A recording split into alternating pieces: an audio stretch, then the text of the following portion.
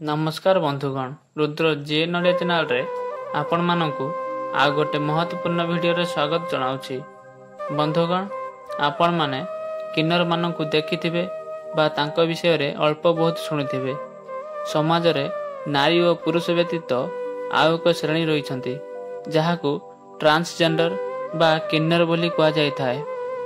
तेबे महिलांको गर्भ रे केउ भूल कारणरू किन्नर भ्रूण सृष्टि होई थाए से संपर्क रे आज ये वीडियो रे जानिबा एवं वैज्ञानिक तथ्य अनुसार किन्नर केमिति होई थांती। गर्भ रे बढुथिबा शिशु झियो की पुओ न होई काहेकि किन्नर होई थांती आसंतु जानिबा।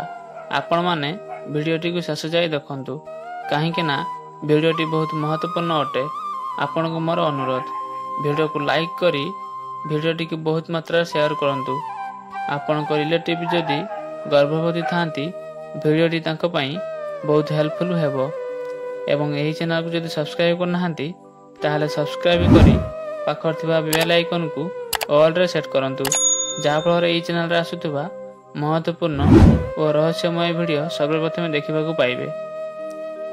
बंधुगण, वास्तव रे गर्भ रे 3 मास भितरे शिशुर लिंग निर्धारण हो जाय थाए। झियो हबो कि पुओ ताहा गर्भ रे निर्धारण हो जाय थाए। बहुत बार जेनेटिक प्रॉब्लम कारणरू बा हार्मोन इम्बालांस कारणरू किंबा कोनोसी औषधि प्रभाव कारणरू बहुत थर शिशुर यौनांग रे प्रॉब्लम होई थाए जा फल रे किन्नरंकर जन्म होई थाए। सेथि लागि गर्भवती महिला को 3 मास बहुत जरूरी होई थाए।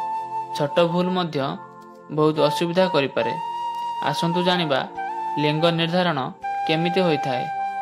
बंधुगण, देखिबा को मिले अनेक महिलांकर बार बार झियो किंबा बार बार पुओ जन्म होई थाए किंतु महिलांकर बार बार पुओ किंबा बार बार झियो हेबार से महिलांकर किछि दोष रही न थाए जहा सेक्स क्रोमोसोम लिंग निर्धारित करि थाए।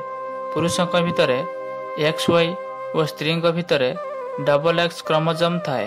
यही दुईटीर मिश्रण द्वारा गर्भ रे छुआ होई थाए।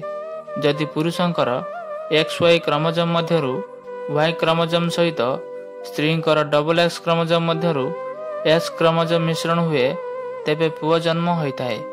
जेबे पुरुषंकर XY क्रोमोसोम मध्यरु X क्रोमोसोम सहित स्त्रींकर XX क्रोमोसोम मध्यरु X क्रोमोसोम मिश्रण हुए तेबे झियो जन्म होई थाए। कोनोसी प्रॉब्लम जगु केबे केबे XX बा X+Y किंबा O+X क्रोमोसोम कारणरू किन्नर रूप रे जन्म होई थांती।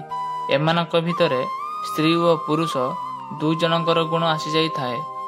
जदि महिला गर्भ रे थिबा 3 मास भितरे तार कोनोसी दुर्घटना होई थाए, कोनोसी प्रकार धक्का लागिबा द्वारा जा फल रे ऑर्गन को क्षति होई थाए तेबे से क्षेत्र रे किन्नर छुआ हेबार संभावना रही थाए। जदि एही 3 मास भितरे गर्भवती महिला को ज्वर होउछि, जदि से निज इच्छा रे मेडिसिन स्टोर रु कोनोसी हेवी डोज मेडिसिन आनी खाउछंती सेथिपाई पिला उपरे मेडिसिन रो प्रभाव पड़ी थाए तेबे पिला किन्नर हेबार संभावना रही थाए।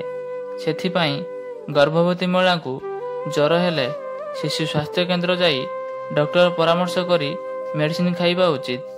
बंधुगण, एही सब कारण जगु महिला भ्रूण रे प्रॉब्लम आसी जाई थाए जा फल रे किन्नर जन्म होई थांती। एमानक ठारे उभय पुरुष और नारीर गुण देखा जाई थाए।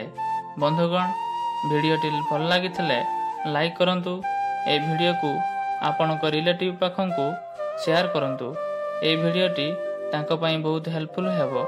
आपण को मोर अनुरोध एही चैनल को जदि सब्सक्राइब करना हांती ताहले सब्सक्राइब करी पाखर थिबा बेल आइकन को ऑल रे सेट करंतु जहा फल रे एही चैनल रे आसुथबा महत्वपूर्ण एवं रहस्यमय वीडियो सर्वप्रथम देखिबा को पाइबे।